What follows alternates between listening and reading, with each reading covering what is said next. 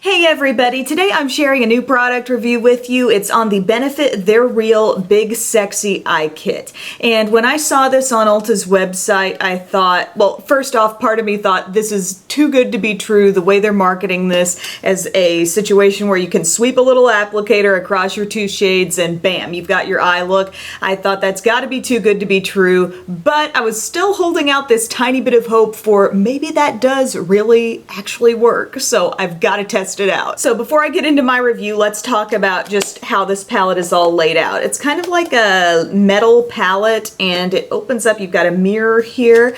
You've also got three duos of shadow. Nothing is 100% matte in my eyes. Some of them apply and don't have a whole lot of shimmer on the eyes, but as far as being a 100% matte color, I don't feel like anything of that nature is in here. Your top duo is kind of a golden shade and a light to medium brown. Your center shade is a soft shimmery pink and then kind of like a mauve-y taupe type color. And then on the bottom you've got probably what's closest to matte with this very light brown, and then the darker shade in that duo is like a very, very deep bronze. Now meet the little applicator that comes with it. It has, you know, this little handle, this little notch right here where you hold on, and it's completely rounded on all sides. There's no sharp edge to this thing. The level of sponginess, the softness of the sponge really reminds me of like an actual beauty blender. You know, it's got quite a bit of give to it. And these are the instructions. You're going to take that round tip,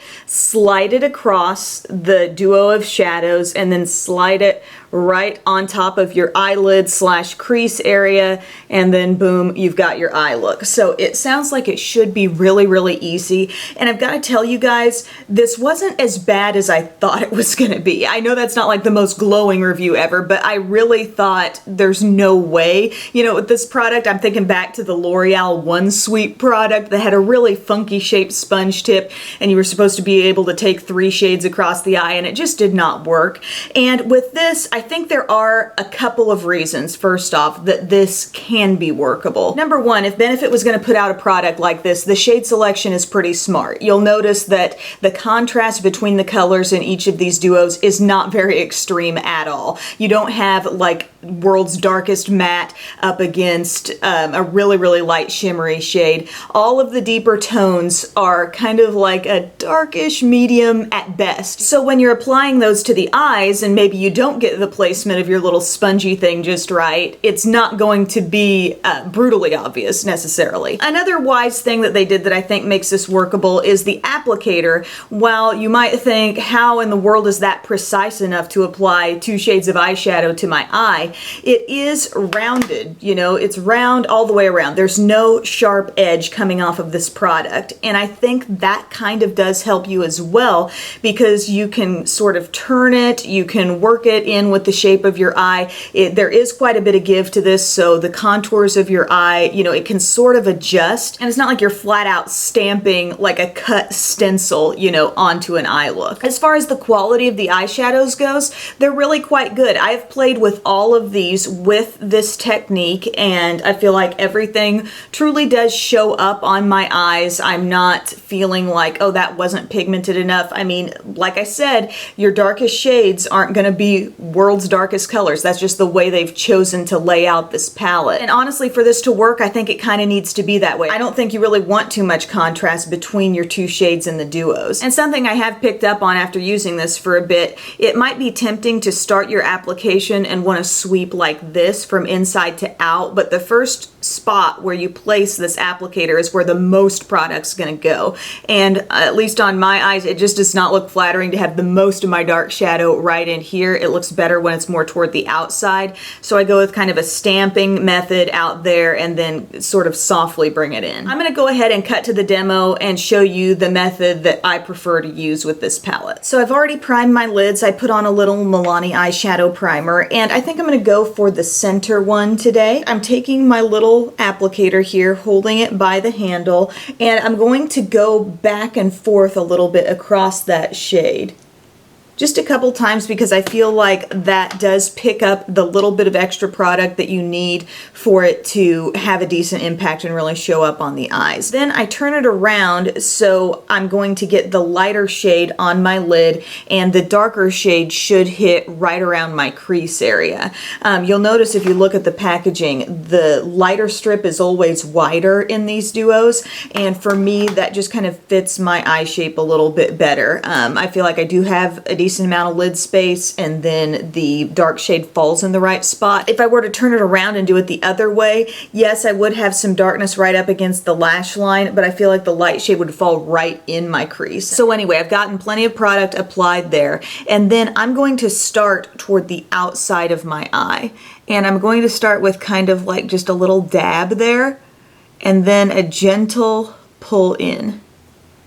Just like that. I've got the lighter shade on my lid, the deeper shade in the crease. And I certainly don't think that looks perfectly blended, but as far as the placement of the shadows kind of being in generally the right position, I think that is correct. So what I'm gonna do is kind of rub off any extra shadow that's on that little applicator, and I'm gonna use it to sort of blend over the edge of my darker shade there. I could see it was a little patchy on the inside, and kind of go over the outer edge too.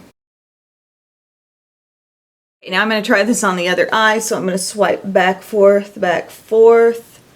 I've got two distinct shades there. Going to flip it so the light part is on my lid, and kind of stamp it on for a second. There we go, and then kind of lightly pull inward, making sure the most darkness gets on my outer corner and it lightens up as I go inside. That side actually worked out pretty well. And then I just kind of rub off any excess, and I can use that little blender to get a little bit of a blend on the outside. So using this palette and applicator alone, that is the look that I come out with. I do again feel like it's placing the shadows in the right spot for my eye. I know not everyone has the same eye shape, so that could kind of vary from person to person as to how satisfied you are. Could I walk out of the house like this and be okay with it? Absolutely, but something I'm always kind of tempted to bring in is a little bit of a blending brush. So I'm just going to show you a couple ways that I would work with this to kind of create and finish the full look. I just really feel more comfortable going over the edge with a full brush, and then I also like to go into a lighter shade, which I feel like this pink is probably the lightest of the light shades. As far as shimmer goes, it just has the most glow, and I can kind of use that as a highlight too. And then I can take my darker shade with a pencil brush. Pencil brush does fit into that narrow shadow all right, and I can use that below the eye for a little smudge, because I'm certainly not going to smudge that round applicator under my eye. And then another thing that I have done a time or two is dip into that darker shade with just a small crease brush. This is my Essence of Beauty fine crease brush that I've had for ages. And you can kind of build up that shadow a bit more if you want to. Because sometimes, you know, when I'm using the round applicator, I really hit it in the right spot, and sometimes I would go a little bit further over with the shadow. So just something to think about as a way to sort of refine this look a bit. And then beyond this point, it's just whatever liner, mascara, lashes you want to put on, and you're good. So for my finished eye look, I just have a nude liner in my lower inner rim, black liquid liner across the upper lash line, and some false lashes and mascara on there as well. And it's certainly a look I feel fine about wearing. You know, it's not real flashy, it's not terribly dark, but for an everyday look, this definitely works. But that being said, about this being a workable eye look, I still was so compelled to bring in that extra blending brush, or, you know, kind of refine the shape of the crease color just a little bit if it wasn't just how I wanted it. The one-step nature of this product could work, but I think it kind of depends on how your application turned out on that given day and how picky you are with the way your eyeshadow ends up coming off. And I will say this, if you are one who is already very comfortable with using makeup brushes, if you think about doing a two shadow look, let's say one shade shade on the lid, another shade in the crease.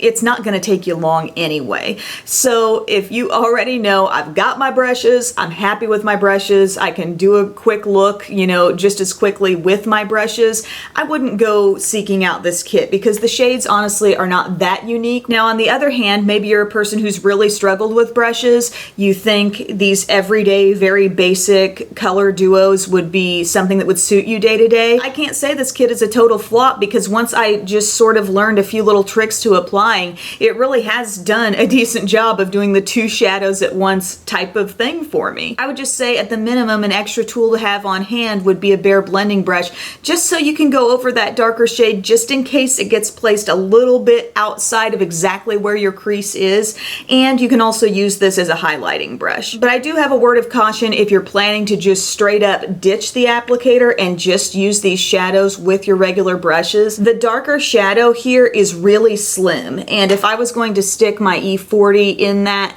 you know, there's a good chance I'm going to pick up some of the lighter shade. It seems to fit the lighter shade okay, but when you want to get more darkness on a fluffier brush, even an E25 type brush, you've got to really be careful with where you're placing that in. Pencil brushes, smaller brushes can hit that darker shade just fine, but something to be aware of if you're thinking, well, my backup plan is to just use this with my brushes if the applicator doesn't work for me, you might have a little struggle with the darker shade. So that is my review on the Benefit They're Real Big Sexy Eye Kit. Again, I think it's something that's really going to vary person to person as to whether you like this method, whether this is enough for you. You know, if you're into big, complex and or colorful looks on a day-to-day basis, these are very natural duos. There's not a lot of contrast between the shades, and I think eye shape and size may dictate how successful you are with the little rounded tip. For me, I can definitely make that work going outside to in, but almost always I am very tempted to bring in an extra blending brush just to clean things up a little bit. But going into this thinking it was going to be an all-out unworkable gimmick,